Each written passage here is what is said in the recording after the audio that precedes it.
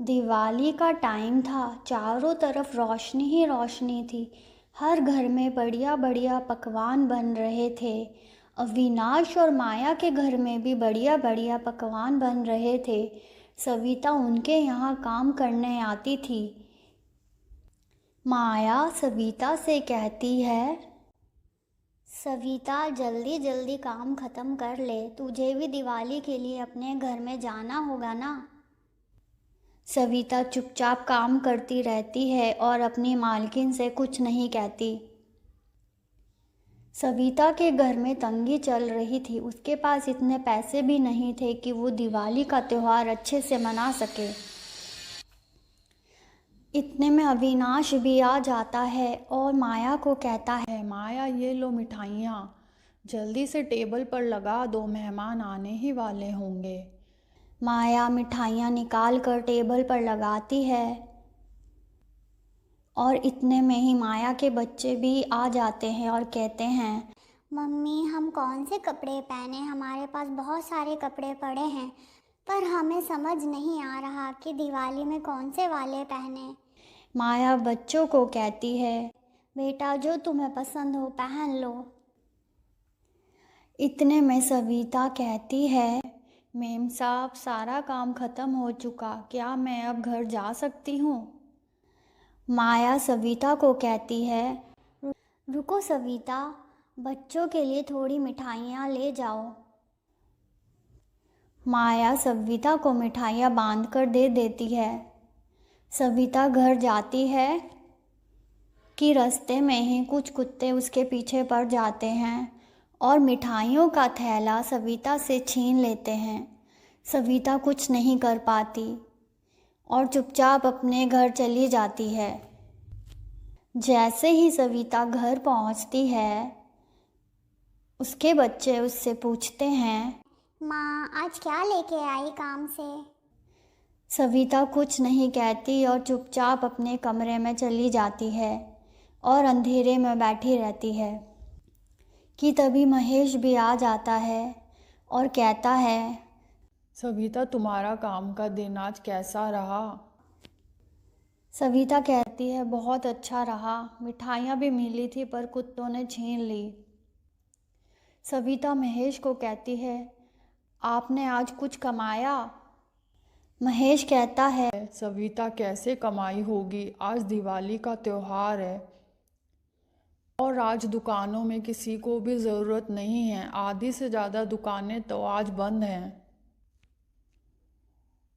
हर दुकान में जाकर काम मांगने की कोशिश की पर कहीं भी मुझे काम नहीं मिला। सविता ये सुनकर कहती है, अब बच्चों को क्या कहेंगे,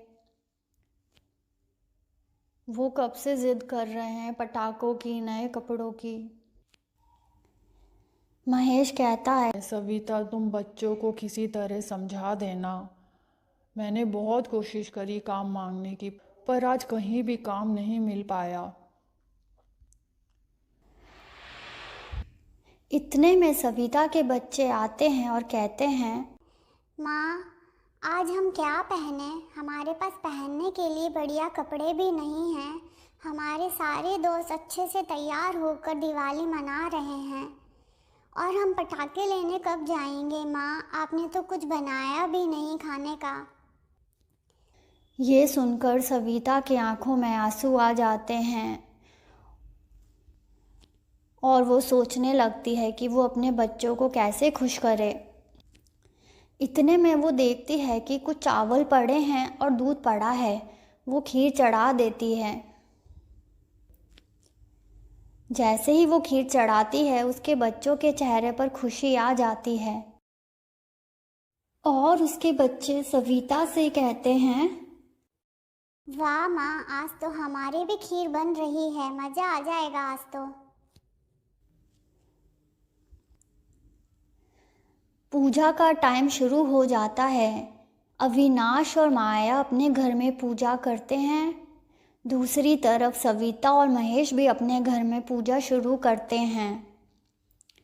जैसे ही पूजा खत्म होती है, वो अपना अपना दरवाज़ा खुला रखते हैं ताकि लक्ष्मी माता उनके घर में आए। लक्ष्मी माता जैसे ही आती हैं सबसे पहले वो अविनाश के घर जाती हैं, पर वहाँ देखती हैं कि उन्हें तो पैसों की ज़रूरत ही नहीं है, उनके पास तो सब कुछ है। फिर वो महेश के घर में जाती हैं, वहाँ देखती हैं कि उसके घर में खाने पीने का कोई सामान नहीं है, बच्चे भी फटे पुराने कपड़े पहनकर ही सो रहे होते हैं। ये सब देखकर लक्ष्मी माता के आंखों से आंसू आने लगते हैं और वो सोने के सिक्कों से भरा एक कलश महेश के घर में रखकर चली जाती हैं। जैसे ही महेश और सविता सुबह उठते हैं, वो देखते हैं कि उनके घर में सोने के सिक्कों से भरा कलश पड़ा हुआ है। ये देखकर वो बहुत हैरान हो जाते हैं कि आखिर ये कलश उनके घर में कैसे आया। इतने में सविता महेश से कहती है, जी ये लक्ष्मी माता का ही चमत्कार है, आखिरकार उन्होंने हमारी सुन ही ली और हमारी गरीबी दूर कर ही दी। ये सुनकर महेश बहुत खुश हो जाता है और वो बच्चों के लिए खूब सारी मिठाइयाँ और नए नए कपड़े लेकर आता है। इस कहानी से हमें ये सबक मिलता है कि अगर मन में श्रद्धा हो और भगवान में विश्वास हो तो भगवान हमारी किसी ना किसी तरह मदद कर ही देते हैं।